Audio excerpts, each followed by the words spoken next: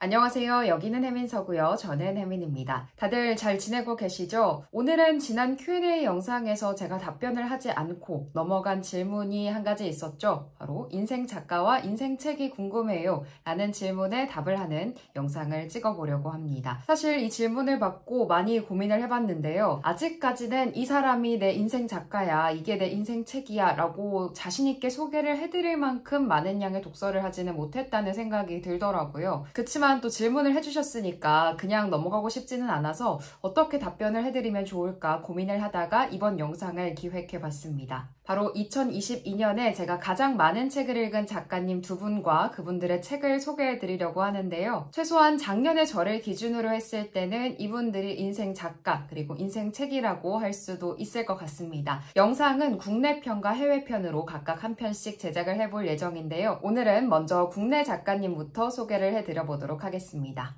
아마 이전 독서결산 영상을 보셨다면 조금은 예상하신 분들도 계실 것 같은데요. 저의 2022년 최애 작가님, 인생 작가님은 바로 이슬아 작가님입니다. 이슬아 작가님의 책을 작년에 꽤나 많이 읽었는데 한 번도 제 영상에서는 제대로 소개를 한 적이 없는 것 같더라고요. 그래서 우선은 이슬아 작가님에 대해서 짧은 소개를 먼저 해드리고 넘어가도록 할게요. 사실 이슬아 작가님은 제 나이 또래 분들이라면 이제는 거의 모르는 분이 안 계실 것 같은데요. 많은 책을 집필한 작가이자 또 해엄 출판사의 대표이고 최근에는 이슬아 컴퍼니라는 주식회사도 설립을 하셨다고 합니다. 저는 이슬아 작가님을 일간 이슬아라는 서비스를 통해서 처음으로 알게 됐는데요. 일간 이슬아는 2018년부터 작가님이 출판사나 지면의 도움 없이 구독료를 낸 독자들에게 직접 메일로 글을 한 편씩 보내주는 서비스입니다. 요즘은 메일로 뉴스부터 각종 주제의 컨텐츠들을 보내주는 서비스가 굉장히 보편화됐지만 사실 2018년 당시만 해도 메일로 글을 보내준다는 게 굉장히 독특하고 신선한 방식의 서비스였는데요. 학자금 대출을 갚기 위해 시작한 이 서비스가 대성공을 거두면서 점차 이슬아 작가님의 이름이 알려지기 시작합니다. 작가님은 여기서 그치지 않고 2019년에 해엄 출판사라는 출판사를 직접 세워서 자신이 그동안 썼던 일간 이슬아의 글들을 묶어서 책으로 또 집필을 하게 되십니다.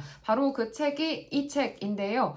상당히 두께가 두꺼운 책입니다. 그동안 얼마나 많은 글들을 써 오셨는지가 느껴지는 책이었고요. 이 책 저는 대학생 때 읽었었고 그때부터 작가님의 필력에 반했던 기억이 납니다. 이 책은 대학생 때 읽었지만 작년에 이 책 말고 다른 작가님의 도서들을 5권 정도 더 읽었는데요. 오늘은 그 5권의 책들을 하나씩 소개해 드려보도록 하겠습니다. 그럼 이제 작년에 읽은 책 5권을 하나씩 소개해 드려 볼 텐데요. 그 중에서도 특히 좋았던 책 2권은 베스트픽으로 따로 꼽아보도록 하겠습니다. 첫 번째로 소개할 책은 바로 문학동네에서 출간된 우리 사이엔 오해가 있다 라는 책입니다. 이슬아 작가님과 남궁인 작가님 두 분이 공동으로 저술한 책이고요. 이 책의 특이한 점은 두 분이 편지를 주고받는 방식으로 집필이 된 서간문 형식이라는 점입니다. 이슬아 작가님과 함께 편지를 주고받은 또 다른 한 분의 작가님, 남궁인 작가님은 사실 응급의학과 전문의이시기도 하고요. 만약은 없다, 지독한 하루, 차라리 재미라도 없든가, 제법 안온한 날들 같은 저서를 저술한 작가님이시기도 합니다.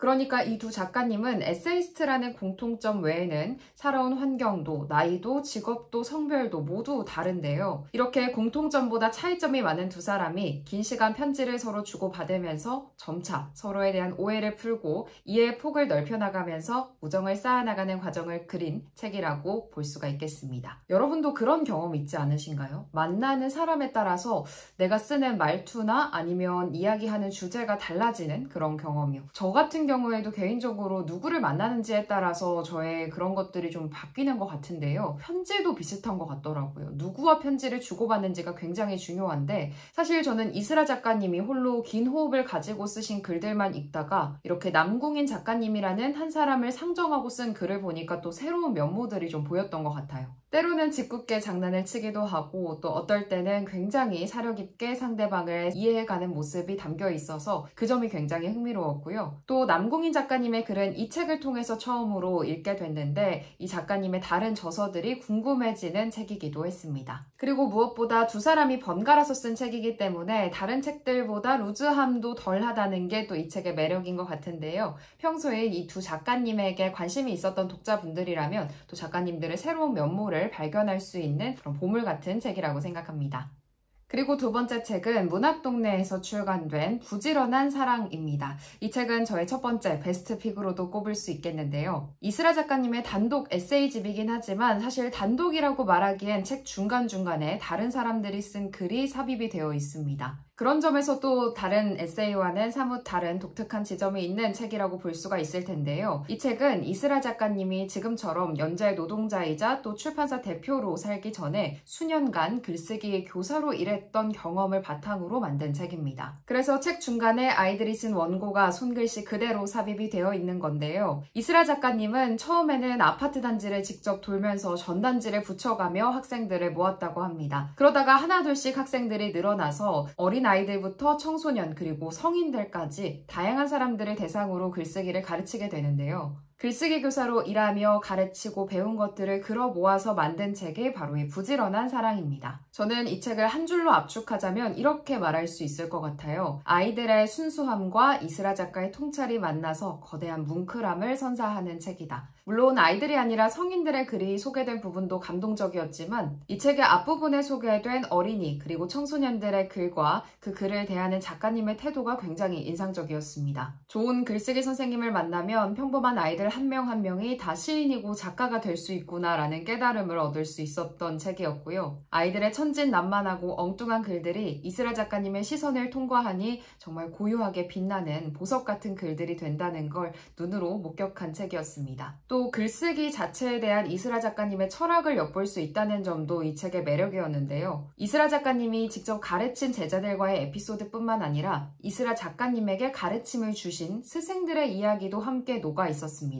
작가님은 좋은 글쓰기를 위해서는 재능만큼이나 아니 어쩌면 재능보다도 더 꾸준함과 부지런함이 중요하다는 본질을 굉장히 여러 번 강조하는데요. 이렇게 위트 있고 매력적으로 글을 쓰는 이스라 작가님조차도 스스로에게 재능이 없다는 생각에 좌절하던 시기가 있었다는 게 저에게는 개인적으로 충격이기도 했고 놀라웠습니다. 무엇이든 매일매일 조금씩 갈고 닦아 나가는 것만이 가장 강력한 무기를 만들 수 있다는 걸 글쓰기를 통해서도 다시금 깨우치게 된 것 같습니다. 그리고 베스트 픽으로 꼽은 만큼 인상적이었던 구절도 한 가지 읽어드리려고 하는데요. 제가 직접 쓴 독서 기록장에 있는 내용 중 한 부분을 읽어보도록 하겠습니다.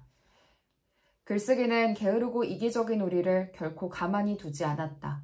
다른 이의 눈으로도 세상을 보자고, 스스로에게 갇히지 말자고 글쓰기는 설득했다. 내 속에 나만 너무도 많지는 않도록, 내 속에 당신 쉴 곳도 있도록. 여러 편의 글을 쓰는 사이 우리에게는 체력이 붙었다. 부지런히 쓸 체력과 부지런히 사랑할 체력.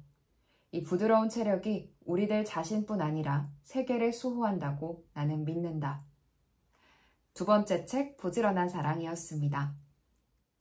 그 다음 세 번째로 소개해드릴 책은 해엄출판사에서 출간된 창작과 농담입니다. 이 책은 이스라 작가님이 동료 예술가들을 만나서 인터뷰한 내용들을 묶은 인터뷰집인데요. 밴드 새소년의 황소윤, 그리고 유부녀이자 레즈비언인 김규진, 뮤지션 장기하, 배우 강말금과 영화감독 김초희, 그리고 마지막으로 밴드 혁오의 오혁까지 총 6명의 독보적인 아티스트들과의 긴 대화가 담겨 있습니다. 앞선 책들이 이스라 작가님의 쓰는 능력에 감탄하게 됐던 책이라면 이 책은 이스라 작가님의 듣는 능력 그리고 인터뷰 능력에 감탄을 할 수밖에 없는 그런 책이었는데요. 저도 사실 방송을 하거나 어디 행사를 갈 일이 종종 있는데 그럴 때 새로운 분들을 인터뷰하게 되는 경우가 많아서 이렇게 좀 인터뷰를 매끄럽고 부드럽게 하시는 분들을 보면 괜히 더 눈여겨보게 되더라고요. 상대에 대한 진심 어린 호기심 그리고 대화로의 몰입과 또 진지한 경청, 중간중간 대화를 부드럽게 만들어주는 농담과 재치까지 모든 것들이 적절한 비율로 섞인 양질의 인터뷰집이었습니다. 그리고 책 중간중간에 삽입된 사진들도 정말 재밌는데요.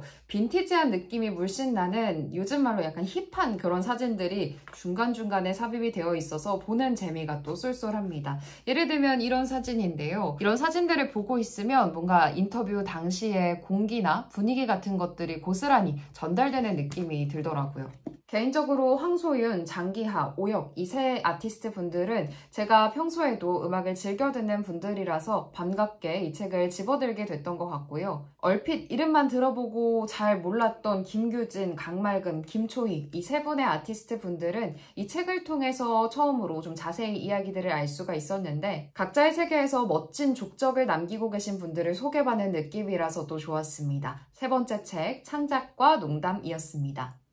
그리고 다음 책은 많은 분들이 사랑하는 시리즈죠. 위고 출판사의 아무튼 시리즈 중에 한 편인 아무튼 노래입니다. 아무튼 노래는 아무튼 시리즈 중에서는 49번째 책이고 이스라 작가님이 집필한 저서 중에는 10번째 책이라고 하더라고요. 아무튼 시리즈는 사소해 보이는 어떤 것이라도 책 한 권의 주제가 될 수 있다는 걸 보여주는 시리즈입니다. 독특하게도 위고, 제철소, 코난북스 이렇게 세 출판사가 함께 기획하고 돌아가며 출판하는데요. 가수부터 작가, 마케터, 에디터, PD 등등 굉장히 다양한 직종의 사람들이 기록한 자신의 일상 속 기쁨을 만나볼 수 있는 책입니다. 저도 관심 있는 주제로 아무튼 시리즈 몇 편 읽었는데요. 그 중에서도 이 아무튼 노래는 제가 좋아하는 노래를 주제로 하고 있다는 점, 그리고 이스라 작가님이 집필하셨다는 점에서 읽지 않을 수 없는 그런 책이었습니다. 이스라 작가님은 이 책에서 자신이 왜 노래를 주제로 책을 쓰게 됐는지를 이렇게 설명하시는데요.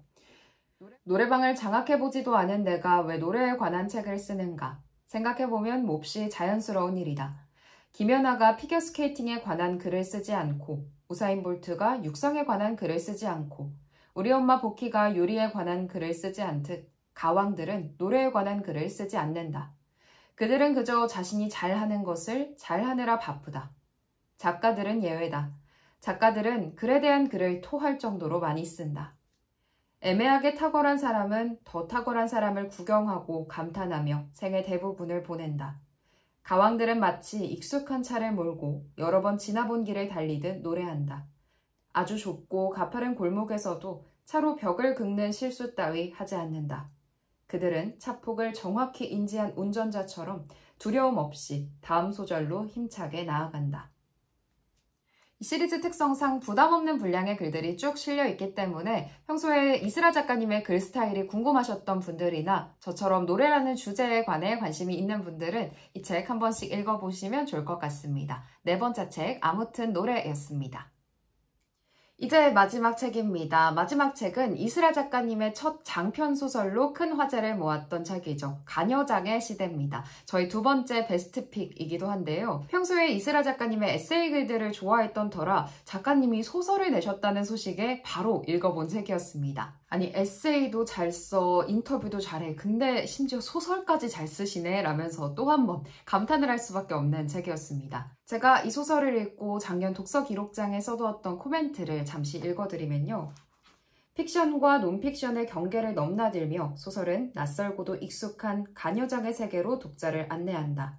사랑스럽지만 늠름하게, 발칙하고도 묵직하게 전에 없던 가족의 형태를 보여주는 것이다. 이 소설 속 가족이 우리가 안착할 목적지는 아니겠으나 거쳐 가봄직한 좋은 정거장 중 하나가 되리란 것만은 분명하다 라고 적어뒀습니다.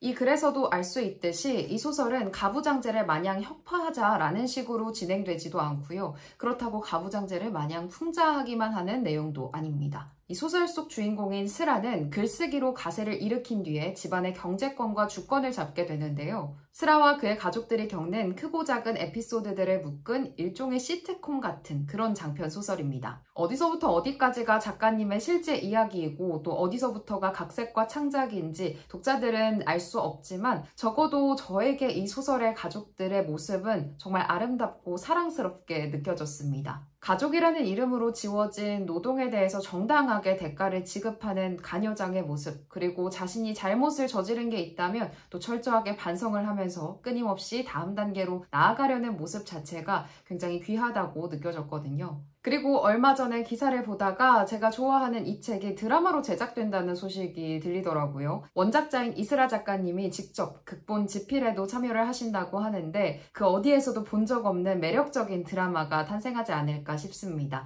일단 그 드라마를 기다리시면서 원작 소설인 이 가녀장의 시대를 먼저 읽어보시면 좋을 것 같습니다. 마지막 책이자 저의 두 번째 베스트픽, 가녀장의 시대였습니다.